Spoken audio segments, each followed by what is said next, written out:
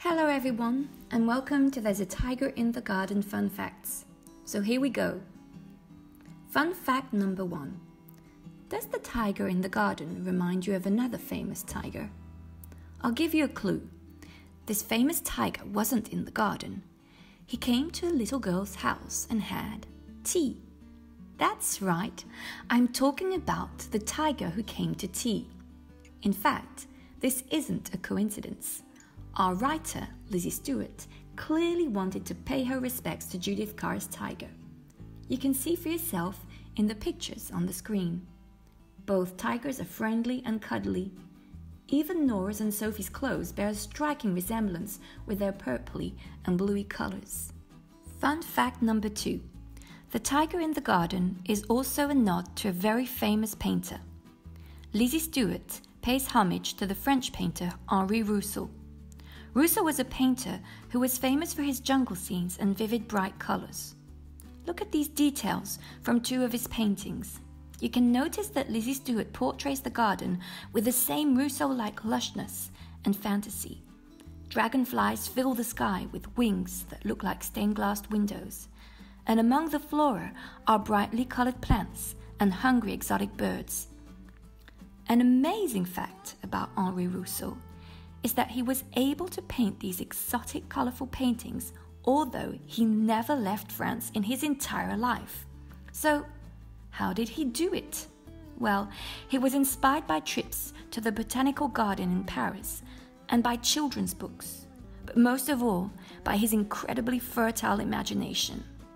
And that brings me to fun fact number 3. There's a Tiger in the Garden is really a story about the power of the imagination. My favorite sentence from the story is a line by the tiger when he tells Nora, "If you believe in me, then I'll be real." To which Nora answers, "And if you believe in me, then I'll be real too." Because believing is the condition for any story to work. When you read fairy tales, you know deep inside that wizards, fairies, dragons, unicorns, mermaids, and witches don't exist. But you choose to believe they do for the time of the story. And that's why you laugh, cry, are scared, or amazed by their adventures. The story is fictional, but your emotions are real. The same goes for films. Of course you know that Frozen, Harry Potter, and Mary Poppins are not real stories, but you choose to believe they are, and you go along for the ride. There is a word that grown-ups use when talking about the importance of the imagination in books and films. It's called the suspension of disbelief. It means you choose to press pause on the concept of reality so that you can escape and live in another world. Actually, if you are good at spotting things, you might have noticed that the writer invites you to suspend your disbelief right at the beginning of the story, with a tiger tail poking out from the foliage on the 2nd page. If you missed it, try and spot it. Ah, there it is. Talking about tigers, let's move on to our fun fact number 4. Tigers don't just live in jungles. In fact, tigers are found in amazingly diverse habitats: rainforests, grasslands, savannas, and even mangrove swamps. But you cannot find them on every continent of the world. Do you know on which continent they live? That's right, Asia. So, let's test your knowledge on the other animals in the book: dragonflies, polar bears, and giraffes. So where do dragonflies live? Dragonflies are found in almost all parts of the world.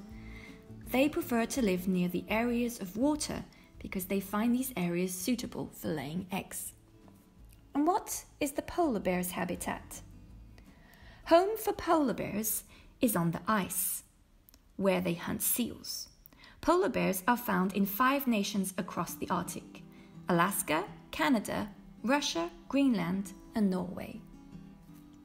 And giraffes?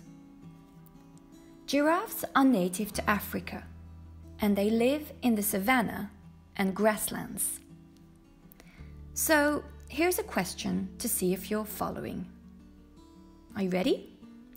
Can tiger bears, polar bears, and giraffes have tea together? No, because giraffes live in Africa, tigers live in Asia, and polar bears live in the Arctic. But they can all meet dragonflies. And now we've reached our very last fun fact, which is actually more of a scary fact than a fun fact. So here it goes. Scary fact number 5. Plants that can swallow you up actually exist. Scientists created a name for them. We call them carnivorous plants. But don't worry, they only eat up insects. How do they do it? They capture them thanks to a trap that snaps them. It's a good job you're not an insect. Phew. Well, that's all for our fun facts for today. I hope you enjoyed them. See you soon and take care. Bye.